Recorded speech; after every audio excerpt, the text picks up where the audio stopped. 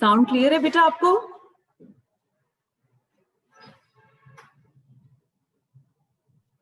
सौरभ आपको sound clear है? Yes ma'am. ठीक है बेटा। बेटा हम फर्स्ट इशू डील कर रहे हैं। मौली रीड करना जो पहला इशू था। Whether it is necessary for invoking concept of cruelty that act or conduct should emanate from the respondent side. Yes, principal लिख लीजिए, इसमें प्रिंसिपल लिख लीजिए। फॉर एस्टैब्लिशिंग बेटे कल हमने हमारे क्रुएल्टी में अभी दो इश्यूज रहते हैं।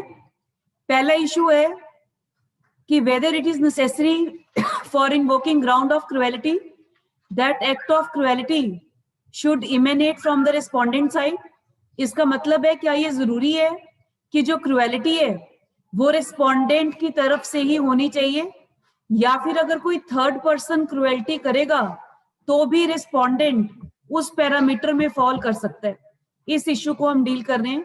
हम इश्यू ऑलरेडी लिख चुके थे पर हमने वहां पर इसको डिस्कस नहीं किया था। इसका प्रिंसिपल लिखिए। For establishing ground of cruelty,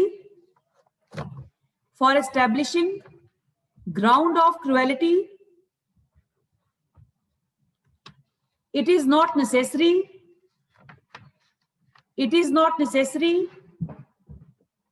that act of cruelty should emanate, should emanate from respondent's side,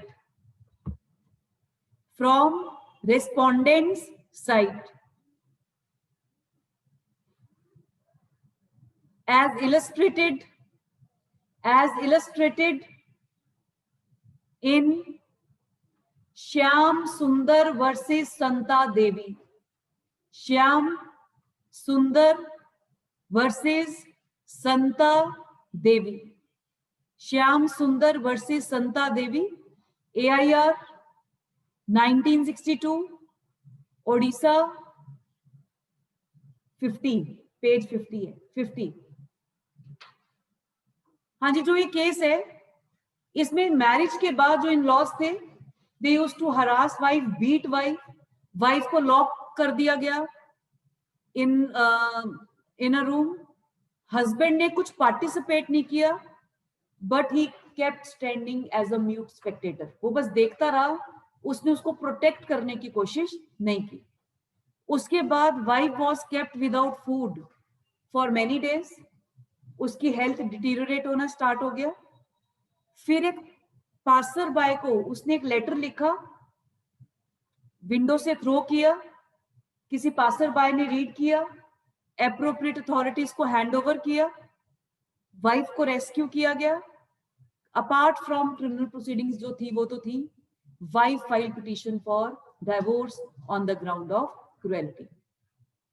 in this case husband pleaded that it is not me who has committed cruelty, rather the entire role is played by my parents, by my sister, या जो भी उसका husband है, तो मेरा तो इसमें कोई भी रोल नहीं है। But court rejected plea of the husband. हाँ जी, why? Why? Spectator, he could save her, being her husband, but he didn't.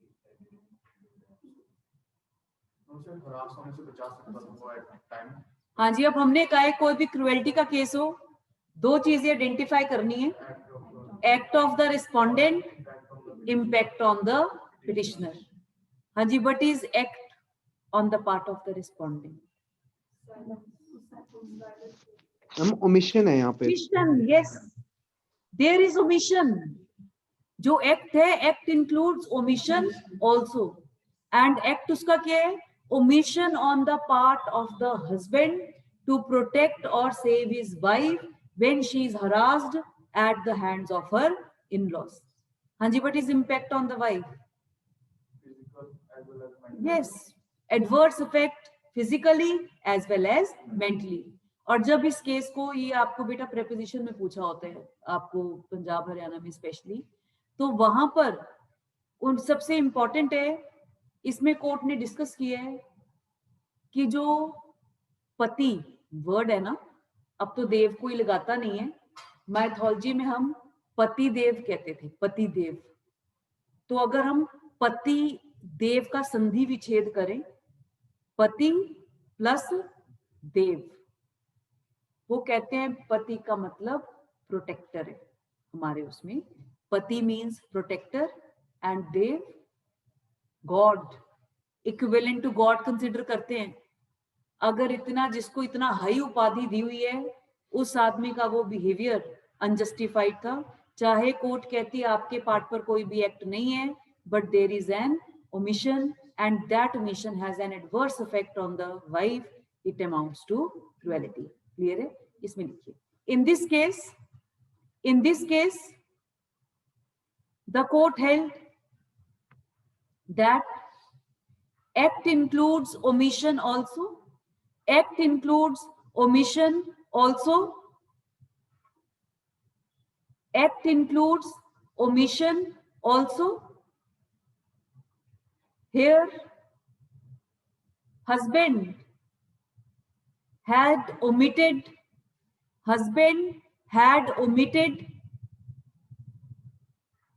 to protect or save his wife, to protect or save his wife when she was harassed and exploited at the hands of her in-laws, at the hands of her in-laws. This act of husband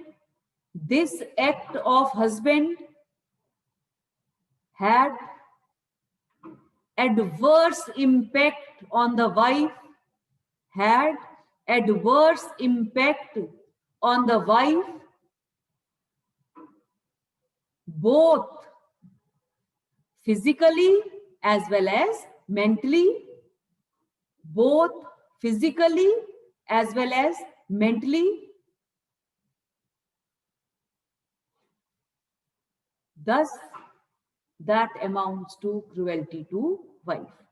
Thus that amounts to cruelty to wife. इसका मतलब कोई भी question आए, आपने दो parameters को identify करना है, कौन कौन से? Act of the respondent, impact on the petitioner. यह आपकी रीजनिंग का बहुत इंपॉर्टेंट पार्ट कॉन्स्टिट्यूट करेंगे। ये आपका होगा जस्टिफिकेशन, अगर आप कह रहे हैं क्रुएलिटी है या नहीं है, तब भी आपको रीजनिंग में तो देना ही पड़ेगा कि रिस्पोंडेंट के पार्ट पर कोई भी ऐसा एक्ट नहीं है जिसकी वजह से पिटिशनर के ऊपर कोई एडवर्स इम्पैक्ट हो। ठीक है, प्लीज। यस, बोलिए। अगर इस थोड़े से चेंज करते हैं फैक्ट्स वगैरह, सब की फिजिकल नहीं है, जस्ट मेंटली घर में जैसे चलता है वो नहीं है, एक टाइम के लिए है क्लिनिक है, उसके बाद रोज का हो गया, हस्बैंड न्यूट्रल है, क्या इस सिचुएशन में हस्बैंड भी बोल सकते कि वाइफ के कारण घर में रोज झगड़े चलते हैं? बेशक दोनों साइड से इम्पैक्ट है, दोनों साइड से रोल है, बट क्रुएल्टी हस्बैंड। बेटा हमें ना देखना पड़ेगा, क्योंकि इसका कोई भी हमने कहा स्ट्रेट जैकेट फॉर्मूला नहीं है, तो जब मैटर कोर्ट में जाता है तो हमें दोनों साइड्स का सुनना पड़ता है। जो एक्ट है वो किस नेचर का है, एक्ट इंटेंशनल है, जो मदर है या mother in law father in law के पार्ट पर कैसा एक्ट है, वाइफ के पार्ट पर कैसा एक्ट है। अब एटलीस्ट कुछ पैरामीटर्स हैं जो बिल्कुल हमारे कोड ऑफ कंडक्ट ने डिफाइन किए हुए हैं। अगर daughter in law abusive language use कर रही है, टॉर्चर एक अलग बात है, उसका रास्ता आपको फाइंड आउट करना चाहिए, रेमेडी अवेल करो, you could talk to your husband. पर अगर हस्बैंड अब्यूसिव लैंग्वेज वो यूज करेगी, फिर होता है कि ह्यूमन रिलेशंस में गलती चाहे आपकी ना हो, पर आपका सब्सिक्वेंट इम्पैक्ट, सब्सिक्वेंट कंडक्ट, जो सफरर है उसका जो कंडक्ट है वो इतना एक्सट्रीम होता है कि पहले वाले का आपको लगता है इसने तो कुछ किया ही नहीं था। अब फॉर एग्जाम्पल, वाइफ, जो हस्बैंड है उसका फादर इन लॉ की बात कर रहे हैं, वो उसकी अपनी डॉटर इन लॉ को he used to exploit. Wife ने बात की हस्बैंड से, उसने टोटली इग्नोर कर दिया। फिर यही रेपिटेटिव हुआ। After 5 days she again talked, he ignored. Now that amounts to cruelty. ये क्रूएलिटी है। क्यों? यहाँ पर भी हस्बैंड के पार्ट पर कोई एक्ट नहीं है, पर क्या है, क्या है, फिर ओमिशन है। हाँ जी, व्हाट इज एक, हम देखते हैं एक रीजनेबल प्रूडेंट पर्सन कैसे एक्ट करता इस सिचुएशन में, तो वो हमें रीजनेबिलिटी का स्टैंडर्ड देखना पड़ता है। हाँ जी, what is expected from the husband in this situation? वो स्टैंड फॉर कैसे?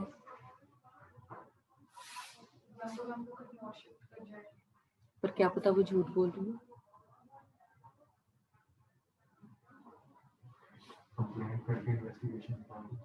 यस, जो मिनिमम है, husband should talk to his father about the incident, family discuss करे, सोल्यूशन फाइंड आउट करे।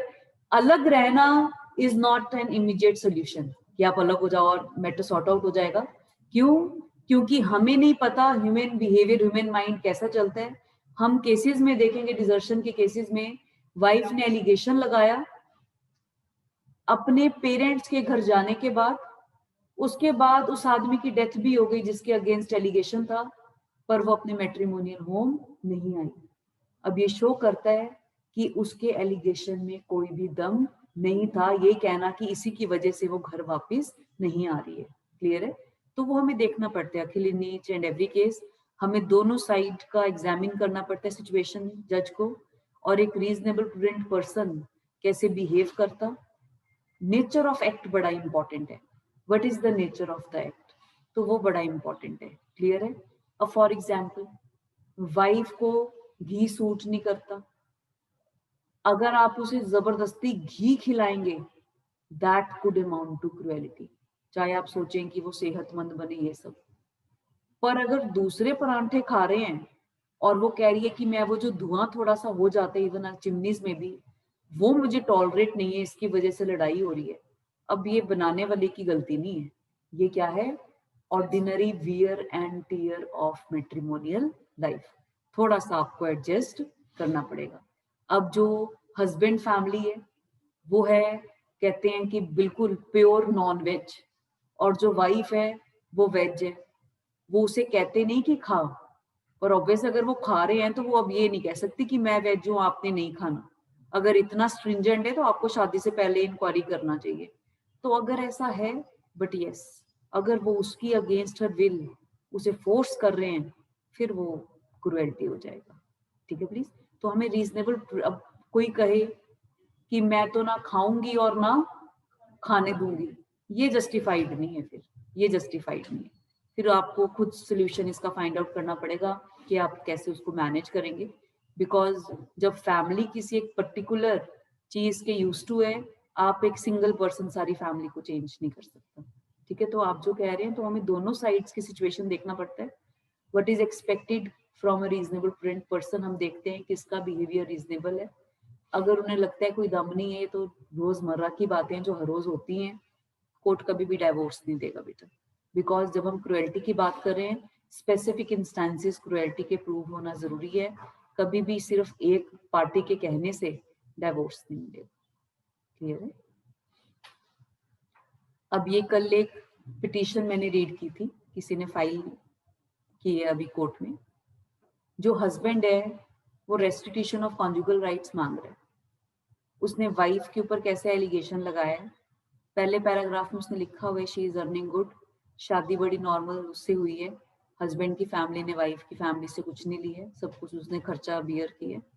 फिर उसके बाद लिखे कि फ्रिक्वेंटली वो विजिट करती थी, जो हर रोज उसके मामा और उसके पेरेंट्स उससे 15-20 बार दिन में फोन करते थे। तो उनके इम्पैक्ट की वजह से उसका बिहेवियर चेंज होना स्टार्ट हो गया। और जब बिहेवियर चेंज होना स्टार्ट हो गया, हस्बैंड की फैमिली में सिर्फ उसकी मदर और हस्बैंड है, उसका जो बिहेवियर था उसकी मदर के लिए वो थोड़ा कहते हैं बैड हो गया। उसके बाद वो उसने अपने घर में विजिट किया फॉर 2-3 डेज। जब वो आई तो बैड से भी वर्स हो गया और वर्स से वर्स्ट हो गया। उसके बाद एक दिन उसने अपनी मदर इन लॉ से कहा कि मैं अपने पेरेंट्स के घर मिलने जा रही हूँ। तो मदर इन लॉ ने उसको बिना हस्बैंड को बताए वो चली गई। हस्बैंड को इन्फॉर्म किया, तो हस्बैंड को लगा कि कुछ फिशी है। घर आके अलमीरास चेक किया तो सारी वो ज्वेलरी वगैरह अपने साथ लेकर जा चुकी थी। फिर उसने मीडिएटर से बड़ी बार कॉल करवाने की कोशिश की, जो बीच में मीडिएटर का नाम भी दिया हुआ है, पर कभी भी उन्होंने उसकी कॉल का रिस्पॉन्ड नहीं किया। रेदर लड़की की साइड ने मीडिएटर को कहा है कि डाइवोर्स चाहिए प्लस 8 लाख रुपीस, अगर आपने नहीं दिए तो आपकी इसकी मदर और इसको हम जेल में करा देंगे ऑन एनी कॉन्टेक्स्ट, चाहे वो क्रिमिनल लॉ में किसी भी ग्राउंड पर। हस्बैंड फाइल कर रहे रेस्टिट्यूशन ऑफ कॉन्जुगल राइट।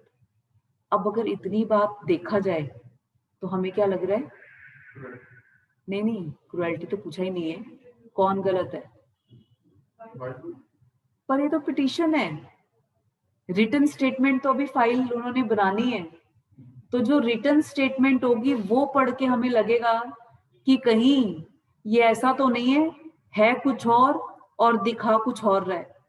तो जो सेकंड पार्टी का लॉयर था, तो वैसी मेरी बात हुई उनसे, उन्होंने कहा पिटीशन के ऊपर मत जाइए, ये पिटीशन में कोई भी फैक्ट जो इन्होंने लिखा है वो ट्रू स्टोरी नहीं दिखा रहा। क्यों?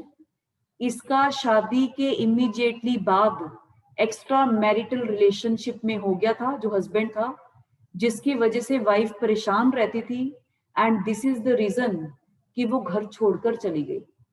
फिर मैंने उससे कहा कि अगर इसका एक्स्ट्रा मैरिटल रिलेशन था तो रीजनेबली उसको एकदम से छोड़कर नहीं जाना चाहिए था, उसको अपनी मदर इन लॉ से बात करनी चाहिए थी, मीडिएटर को बुलाना चाहिए था, अपने पेरेंट्स को बुलाना चाहिए था, ताकि एटलीस्ट उसके पास कोई एविडेंस तो हो।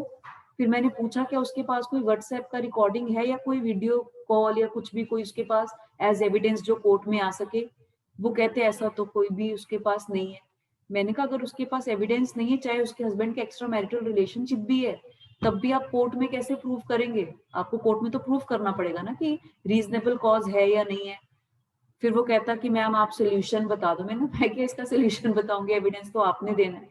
तो जब हम कहते हैं यहाँ पर बेटा ये होता है, क्योंकि जब कोर्ट में मैटर पहुंचता है ना, सिर्फ एक साइड का सुन के हम डिसाइड नहीं कर सकते, जज को अब माइंड अप्लाई करना पड़ेगा। अब हस्बैंड की पिटीशन में जो स्ट्रॉन्ग चीज थी वो क्या थी? उसने मीडिएटर का जो शादी में बिचौलिया था उसका नाम मेंशन किया है, बार बार उसको, इवन वो ऑब्वियस उसे एज विटनेस भी पेश करेगा। क्यों? वो जो मीडिएटर है, why he will give testimony in the favour of the husband, क्योंकि बिचौलिया तो दोनों तरफ कोई जानता होता है। अगर वाइफ बिल्कुल इनोसेंट होती, इसका मतलब उन्हें बिचौलिए का भी तोड़ देखना पड़ेगा कि क्यों बिचौलिया उनकी तरफ देगा। क्यों? उन्होंने ये भी लिखा हुआ है, बिचौलिए से हमने बहुत बार कहा कि उसने उनके साथ कहे कि वापिस आ जाए, हमें कोई प्रॉब्लम नहीं है। तो इवन बिचौलिए ने कहा कि मैं उन्हें टाइम एंड अगेन कॉल कर रहा हूँ, घर जा रहा हूँ, पर वो कोई रिस्पॉन्स नहीं कर रहे। तो जब हम बात करते हैं तो किसी भी एक सिंगल एक्ट से हम नहीं जज कर सकते, तो जज को तो अपना अप्लाई करना पड़ेगा mind on each and every conduct of both the parties. Ordinary wear and tear है, पॉसिबिलिटी ऑफ रिकंसिलिएशन है, क्या मैटर इतना ज्यादा सीरियस है that it is not possible for the petitioner to live with the respondent? तो ये वाला सब चीजें हमें देखना पड़ेगा, उसके बाद जज डिसाइड करेगा कि क्रुएल्टी है या नहीं है। क्योंकि आप भी अगर सुनेंगे as a ordinary man, as a layman, अगर आपने लॉ नहीं भी पढ़ा हुआ, तब भी हम घरों की कहानी सुनकर मेक आउट कर सकते हैं who is the faulty party. अब आपने कहा इसमें एक रियल लाइफ सिचुएशन है। एक मेरी नोन है लेडी जो कि मेरे से वो 10-15 ईयर्स बड़ी है। After marriage she was house wife, वो सारा घर का काम करती थी और सब कुछ। अचानक ही उसकी पूरा लाइफस्टाइल चेंज हो गया, जैसे किट्टीज, पब्स, ट्रेडिशनल छोड़ के वेस्टर्न, सब कुछ हो गया, सब चेंज हो गया। साथ में फेसबुक, सोशल साइट्स पर she got very active.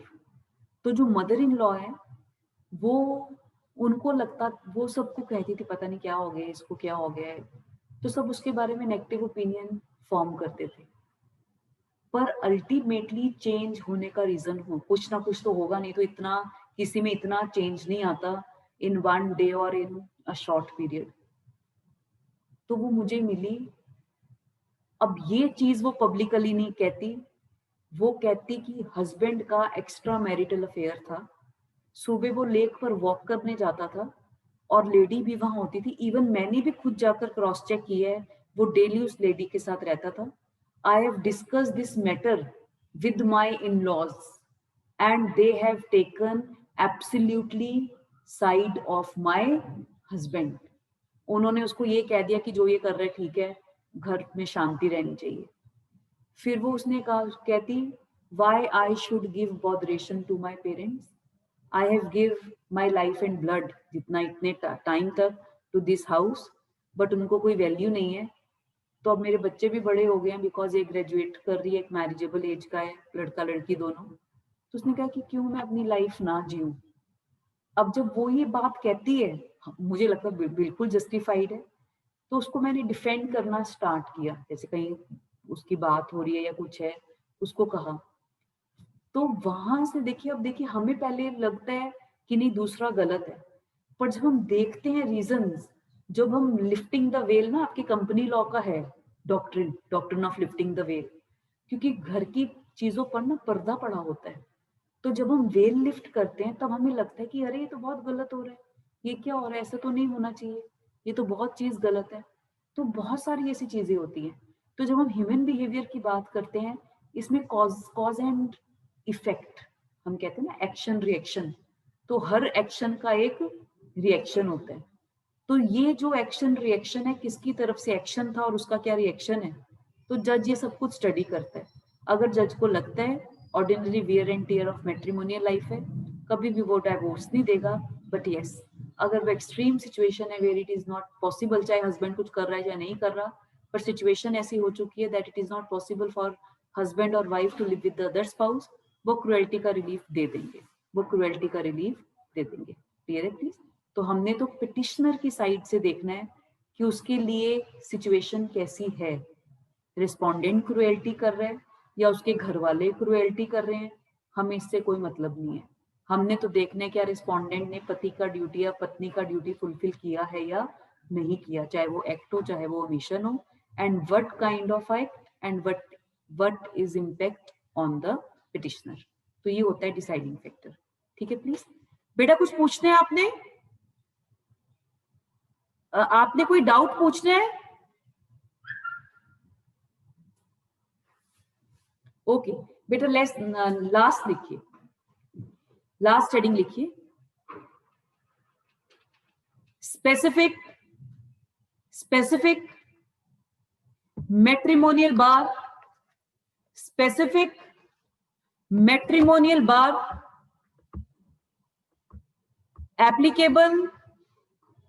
applicable to petitions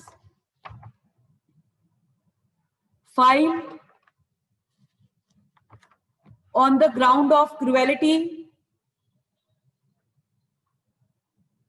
bracket में लिख लीजिए सेक्शन 23 ब्रैकेट में 1 फिर ब्रैकेट में स्मॉल b, सेक्शन निकाल लीजिए, सेक्शन निकाल लीजिए। सौरभ रीड करना प्रोविजन बेटा, सेक्शन 23 1b रीड कर बेटा। Yes, ma'am.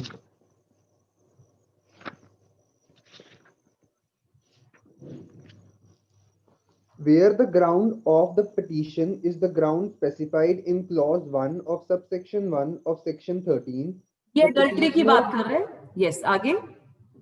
the petitioner has not in any manner been accessory to or connived at or condoned the act or acts complained of, or where the ground of petition is ये underline cruelty, कर लीजिए, cruelty, cruelty. आगे the read कर बेटा। petitioner has not in any manner condoned the cruelty, yes, यहीं तक। कोंडोन्ड को underline कर लीजिए, कोंडोन्ड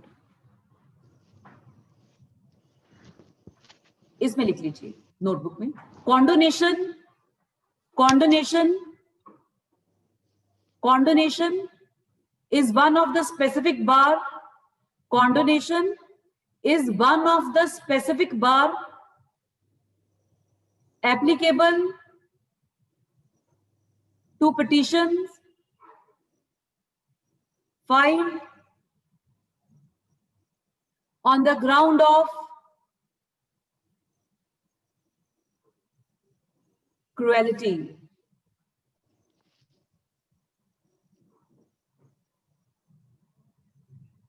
बेटा आपको प्रीलिम्स में क्वेश्चन आया हुआ है, matrimonial bar applicable to cruelty and adultery, condonation, connivance, accessory, all of the above. Answer क्या आएगा? गलत, सिर्फ कॉन्डोनेशन आएगा। ये क्वेश्चन 70% बच्चों का गलत था, जबकि सबको आता था। अगर दोनों ही हैं तो कॉन्डोनेशन है, अगर सिर्फ एडल्ट्री है तो ऑल ऑफ द अबव है, अगर वो सिर्फ क्रुएलिटी है तब भी सिर्फ कॉन्डोनेशन है, क्योंकि कॉन्डोनेशन कॉमन बार है एडल्ट्री का और क्रुएलिटी का। क्वेश्चन अराइज होता है, व्हाई कॉन्डोनेशन इज अ बार? कॉन्डोनेशन इसलिए बार है क्योंकि हम कहते हैं टू एयर इज ह्यूमन, आदमी गलतियों का पुतला है। अगर किसी ने क्रुएल्टी कर दी है, दूसरा स्पाउस उसे कॉन्डोन कर चुके, तो एक बार अगर कॉन्डोनेशन हो चुकी है, उसके बाद हमेशा फर्स्ट स्पाउस पर तलवार नहीं लटकती रहनी चाहिए कि कभी भी ये स्पाउस जाकर कोर्ट में पिटीशन फाइल कर देगा on the ground of cruelty. एक बार कॉन्डोनेशन के बाद क्रुएलिटी का ग्राउंड डिमिनिश हो जाएगा।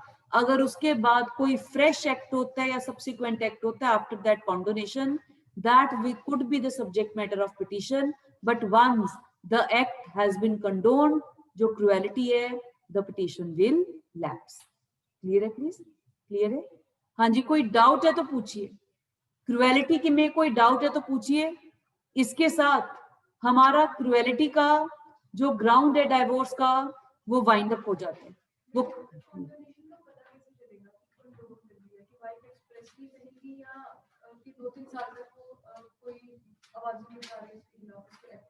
बेटा सबसे पहले आपका एक ना जर्नल बार है अनरीजनेबल डिले।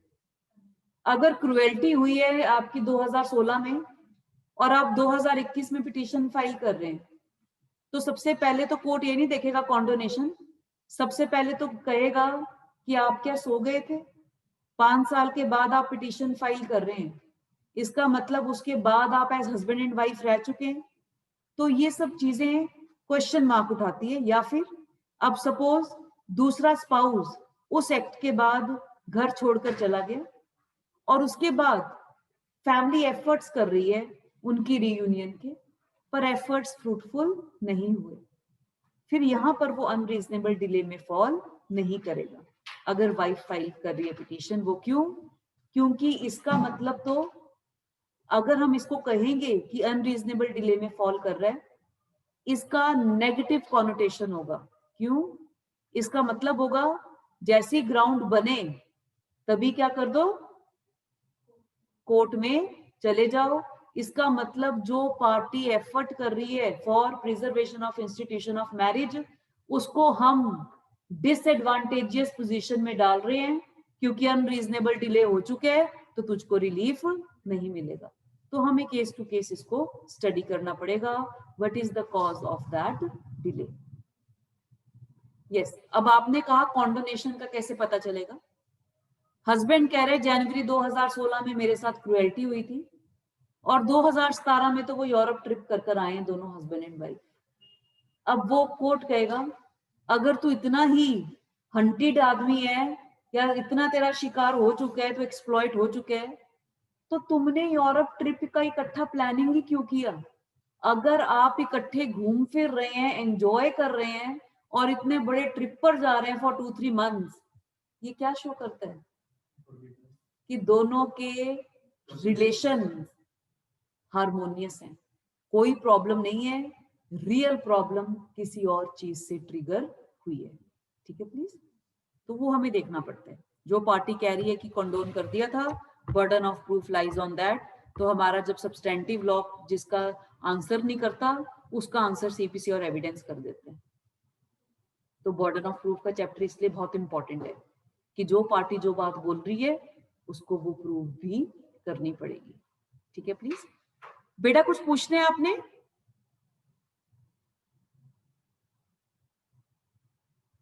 किसी ने कोई डाउट पूछना है? No ma'am.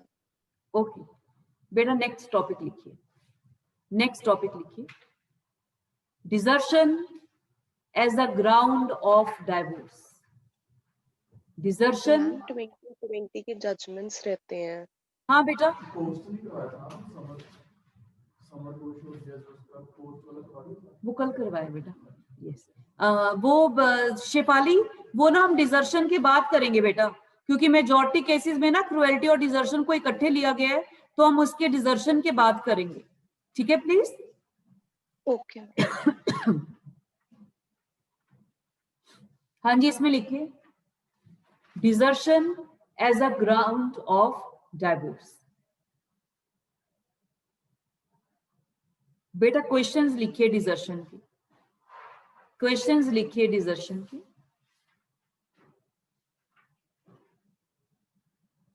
First, desertion is not withdrawal from place. Desertion is not withdrawal from place. Rather, it is withdrawal from state of things.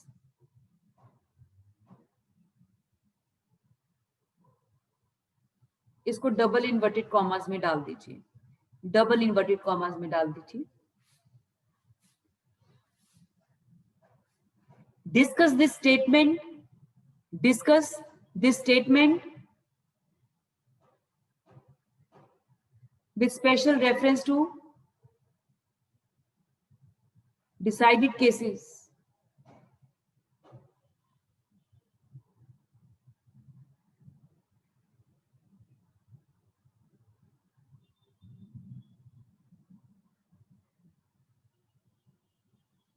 Second लिखिए question. In desertion, it is not necessary that the spouse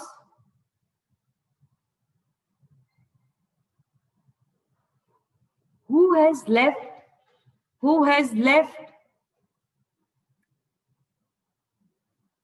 the matrimonial home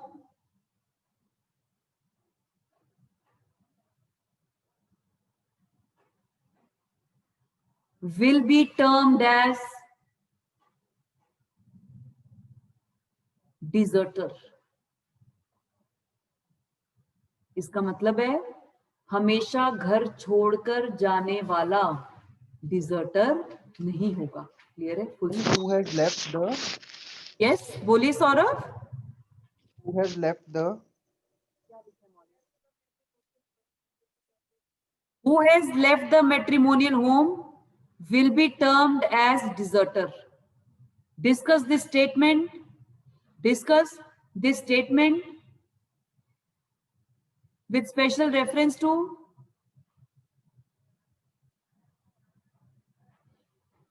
decided cases.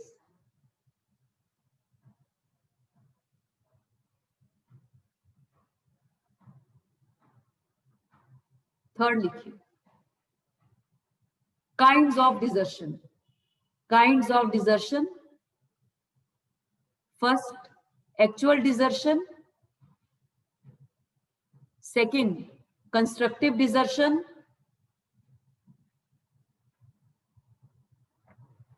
Third, willful neglect.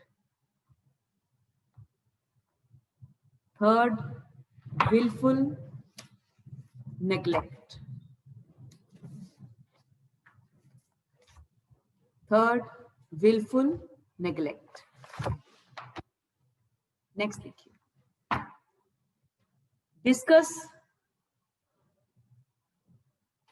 various modes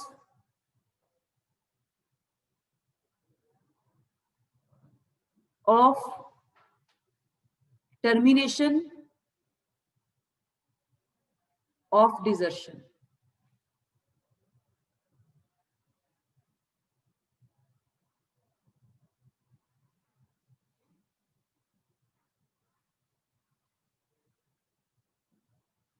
ये हम इसको discuss करेंगे, ठीक है please. कुछ ना चीजें आपको हमेशा डिजर्शन में ध्यान रखनी पड़ेगी। कोई भी पिटीशन फाइल होता है, दो पार्टीज हैं, जैसे क्रुएल्टी में क्रुएल्टी करने वाला और क्रुएल्टी सहने वाला। ऐसे डिजर्शन में दो पार्टीज होंगी, एक डिजर्टर और एक डिजर्टेड। क्लियर है? डिजर्टेड। डिजर्टर कौन होगा? जिसने एक्ट ऑफ डिजर्शन कमिट किया है। और डिजर्टेड कौन होगी? Aggrieved party. Aggrieved party. Petition कौन फाइल कर सकते हैं हमेशा? एग्रीव्ड पार्टी, इसका मतलब डिजर्टेड। अब जब आपको कोई क्वेश्चन आता है पेपर में, तो सबसे पहले आपने उसमें देखना है कि जिसने पिटीशन फाइल की है, गलत सही तो बात की बात है, आपने उसे क्या प्रिज्यूम करना है कि वो कौन सा स्पाउस है? डिजर्टेड। और उसको डिजर्टेड मानकर फिर आपने देखना है कि जो एलिमेंट्स डिजर्शन के लिए चाहिए on the part of deserter and deserted, क्या वो फुलफिल करते हैं? अगर वो फुलफिल करते हैं तब रिलीफ मिलेगा, अदरवाइज रिलीफ नहीं मिलेगा। क्लियर है? इसमें आप लिख लीजिए, in every case of desertion, in every case of desertion,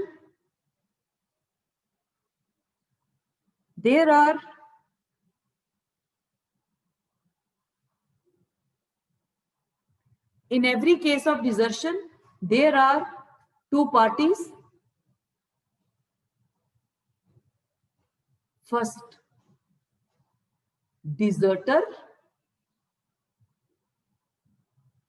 Second, deserted. पहला हेडिंग डालिए deserter.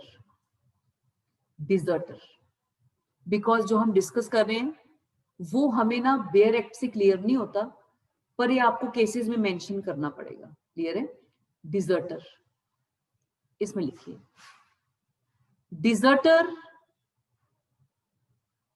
Spouse is that spouse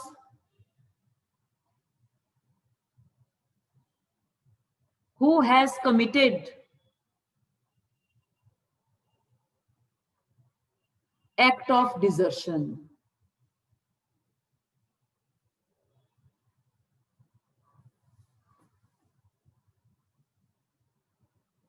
bracket में लिख लीजिए wrong doer. Wrong doer. Second लिखिए, कौन सा होगा? डिजर्टेड। इसमें लिखिए, deserted spouse is that spouse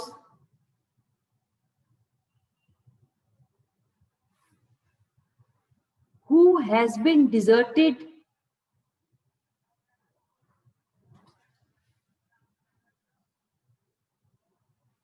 by deserter.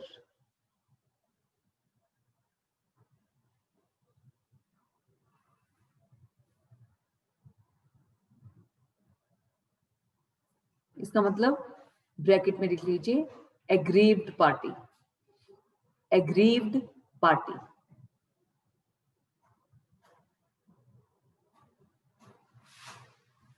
Next paragraph लिखिए, only deserted spouse